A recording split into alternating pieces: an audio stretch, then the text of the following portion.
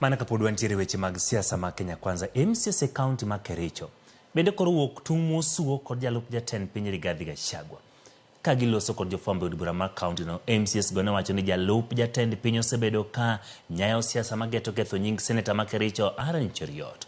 Bende gidok ni Seneta no ka giwacho ni ok otudore e yo moro amora kod orak majiwo paw ndeke ma Jomo Kenyatta International mitudo kod kambi mar Johindi mar Adani.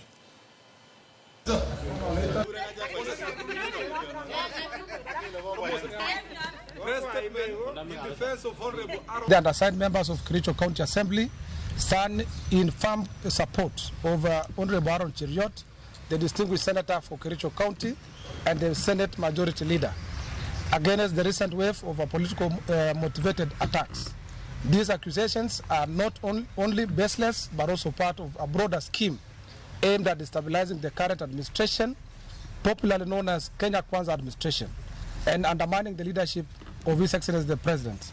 Najua vita hivi vyote vinaelekezwa kwa sababu ya msimamo wake ambao sisi tumeona kwamba atakuwa kiongozi wetu 2032 Mwenyezi Mungu akipenda. Kwa hivyo tunataka tuambie wale viongozi wanasiasa hasa katika kaunti yetu wanaoalika viongozi kutoka kaunti zingine wakuje wafanye siasa ya kumweza kumpiga vita Aaron kwamba haitawezekana. Majority of these plots come from the office of the Deputy President. Yes. And we are very much aware. Yes. And we know the funding scheme of the same. Yes. Even me, I was invited one time, but coming to my own senses, I came to realize that this plot is against our own leader, whom we've actually voted for him for 3 consecutive times, and that this is going to be the next leader in our South Rift region, in the Rift Valley region, and in the whole Republic.